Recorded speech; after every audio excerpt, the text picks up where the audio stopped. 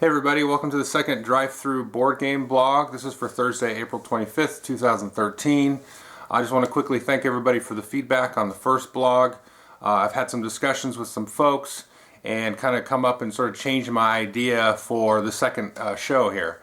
So today we're going to play a little bit of make-believe. So we're going into award season. The Dice Tower award nominations have just been announced. The Spiel Jahres award nominations are going to be announced soon.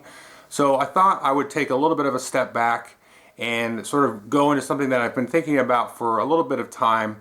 And basically the idea is sort of an American Spiel des Jahres. So the Spiel des Jahres in Germany is probably the biggest board game award in the world. And it's very much an evangelical board game award. And by evangelical I mean sort of they're family games. They're targeted to sort of a little bit slightly more casual group than maybe some different awards. So they're basically about getting games that have sort of an accessible set of mechanics and theme and getting them out to sort of your mainstream market. So as I thought a little bit about this, discussed it with some friends of mine, I thought, okay, what would be interesting to have sort of a similar award for American games, sort of American companies. So I'm going to exclude any games that's like been an import or anything, which is going to exclude a ton of great games, but just sort of to kind of go in this sort of make-believe and sort of set some real strict criteria to look at some games that have come out within the last year or so, and they basically have to be from American board game companies and sort of fit that same vein, that same sort of feeling of what the Spiel des Jahres is. So I'm going to do 6 games, basically 3 in 2 categories. Basically your Spiel des Jahres, sort of a lighter, more casual family game, and then your Kenner, which is more of your gamer game, but not super heavy. So like a Terra Mystica or a CO2 won't really fit in here because I think those are probably a little bit too heavy for the Kenner. Now, that could be debated because the Spiel and the Kenner has kind of been all over the map. Like last year was a Village was the winner of the Kenner, and K2 was sort of a recommendation. I think K2 is probably not heavy enough for the Kenner, at least in my opinion. And then on the Spiel des Jahres side, you had Kingdom Builder as the winner, with like Las Vegas was a recommendation or one of the nominees. So Las Vegas is really, really light, and so is Kingdom Builder, but Las Vegas is a lot lighter than Kingdom Builder, I think. So keeping that sort of contradictions in mind, this is where I kind of came up with these games. And please, provide feedback. And I think it's just a little bit interesting exercise to kind of go through and look at some possible games that would fit that same sort of evangelical, sort of casual market kind of idea. So first I'm going to do 3 games for the Spiel des Jahres category and then 3 more games for the Kenner. So the first recommendation or nomination that I have in this list for the Spiel is Lords of Waterdeep from Wizards of the Coast. Now there are some drawbacks to this. The theme is not necessarily a very Euro-y type of theme, but I also don't think it's super extra geeky or thematic. But again, we're talking about America here, so Star Wars and Star Trek and everything is very, very integrated into the culture here. Not that it's not integrated into German culture, it probably is. I don't know, I don't live there. But I think that this game is accessible enough, it's quick enough, it's easy enough, and it's good enough to get this kind of recommendation. With the D&D theme and the accessible gameplay, it's going to have a lot of appeal for the video game public. Now, apart from the theme, which may or may not be, a problem in this sort of category, the mandatory quests may be a problem. That's why I don't have it sort of winning this category. But I don't really have a personal problem with the mandatory quests. The people I've played it with don't. But that's one thing that you may argue that say, okay, well that will kind of throw it out of that sort of more casual niche. Now the next nomination or recommendation is Great Heartland Holland Company from Dice Hate Me Games. You're probably sick of me talking about this game because I mentioned it in my last video. But this one really doesn't have any drawbacks or any sort of caveats, I would say, to putting this in this category. It's very simple, it plays very quick, definitely less than an hour, right at a half an hour. It's got tons of configurability, all this other great stuff. It's very quick and easy to get into, but the strategy is going to sort of unravel itself for you, as you play the game, and you kind of learn where to, move around and where to drop goods and, your little opportunities to take in the game. And I thought about actually putting this one as the winner of this category because I really don't see any drawbacks to it fitting in this Spiel category. It's really got all of the hallmarks of a great Spiel des Jahres, type of game. But I went ahead and put Love Letter from AEG as the winner. Now the reason that I did that is because it's basically sort of kicked off, whether it was directly trying to kick this off or not, it kind of seems like it's the first micro game. Now we've also had Coup and there's some other micro games coming down the pike.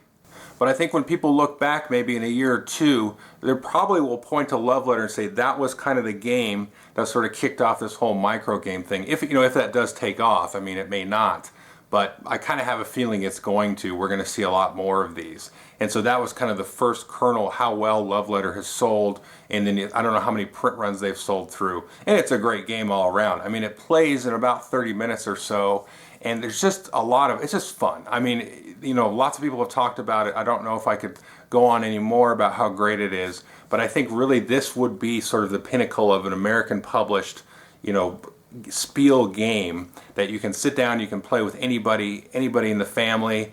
There's not really any drawbacks to this. I guess some people somewhere on this earth would have a problem with the artwork and maybe the theme in some way, but they're going to be in the vast minority. So I think Love Letter would make a great Spiel des Jahres winner. And I should say that Love Letter and Lords of Waterdeep and Heartland Holland Company should go and publish those games in Germany, because I think that they would have a good shot, personally.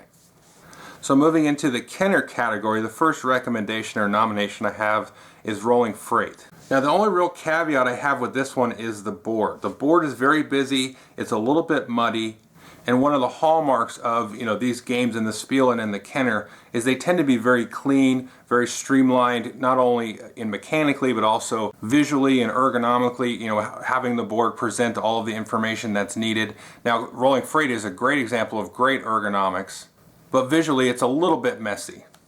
But mechanically I think it's very simple for something that's sort of a medium, maybe slightly heavier game. It's very accessible to get in and start doing your actions. You're going to roll your dice. You're going to be limited by the choice that you have of your dice initially. But then as you play the game a few times, you're going to be able to start unraveling some of the different strategies and idiosyncrasies of the game. And I think that's one of the hallmarks of all these games, is that when you start the game, you're going to be very focused on what you're doing and sort of have a little bit of tunnel vision. But then as you play the game and learn the game and get better at it, all the options are going to spread out for you. Whereas some of the more heavier games, like say Terra Mystica and CO2, those they kind of hit you over the head, and you've got to sort of collect all the dust and the debris of all the different possible strategies, and then make a stab at an approach. Whereas this, you kind of go from the other side in. Now the next nomination or recommendation for this category is Kings of Air and Steam by Tasty Minstrel Games. And unlike Rolling Freight, I think this is very visually ergonomic. Everything is presented in an easy to digest way. The game's very straightforward. It comes with a basic mode, which you can basically dump after your first play. Move in with the different characters, the different special abilities. But again, it's not too light, it's not too heavy. It's got an interesting theme. It's got the steampunk, that's slightly geeky, but again, I think we need to kind of break away from, shipping in the Mediterranean or Las Vegas or Egypt and all these different things, abstract kingdom building. I think that this is a game that would fit nicely. I think it's going to be accessible to people. They're going to like the big chunky airships, which are a little bit too big, but they're going to like those. The art is just amazing on the board and everything. I think people will be able to dive right into this one, and it's got enough little bit of meat to it that I think it puts it nicely in this category. And it's an excellent game. Once you add those characters in and you get to sort of play around with some of the various options that you have that are presented by the different ship cards and the different character abilities, then I think this kind of takes that game to the next level. And that brings us to the winner of the Kenner category, and that would be Suburbia from Bezier Games. Now the theme is somewhat traditional for this kind of award or this kind of category, but it's a little bit more of a modern twist on an older theme. You're not building a castle or anything in France, you're building a modern suburb, possibly in modern America or modern Europe. Now the drawback to Suburbia may be the amount of busyness that's going on in the game. There's a lot of text, a lot of different special abilities on the different tiles. So like I was saying earlier, a lot of these games tend to be a lot more streamlined and straightforward and slicker. But I don't think it detracts from the game personally. I'm just kind of talking again in this sort of fantasy realm of what would fit in this game. But I think the theme is very accessible, it's very familiar, people will be able to get into it because all of the different things depicted, there's everything around them, in real life you've got grocery stores and restaurants and parks and all the different things, so people will be able to get into that. And I think, again, it's familiar. You've got the money and the income and the influence and all the different little aspects of different mechanisms in the game that are going to get people right into the game. So I hope you enjoy this little trip down fantasy lane here. It's something I've been thinking about for a while. For some reason, I have some interest in seeing what kind of games can kind of seep out into the mainstream and, not just, sit here in the same circle of people all the time. There was a couple of games I left out. One was Smash Up from AEG, the other was X-Wing from Fantasy Flight. I think those would make great Spiel Jahres nominees. But they're a little bit geeky. I mean, not for me. I love both the games. The mashups kind of got your ninjas, pirates, dinosaurs, all kinds of stuff, and then obviously X-Wing is Star Wars. But it's just an exercise and to see, okay, let's take a look at American-based companies. Think of like an evangelical sort of, casual type of award or set of games that a lot of people, hopefully, would be able to look at and get into. Now, if you have any suggestions of your own, please put them in the comments. I'd love to hear them and, discuss them and, just kind of banter back and forth about them. I wanted to say it's not a critique on any of the other awards, the Spiel or the Dice Tower Award or the Board Game Geek Awards. I think those are awesome awards and those definitely have a spot and they are worthwhile, all three of them.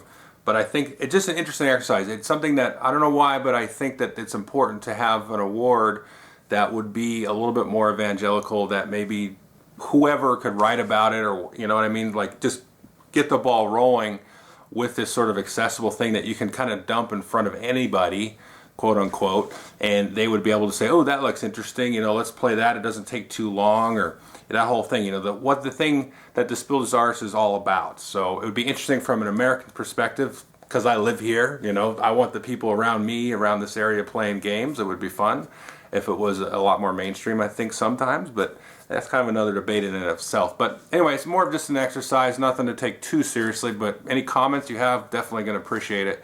So anyway, until next week, thanks.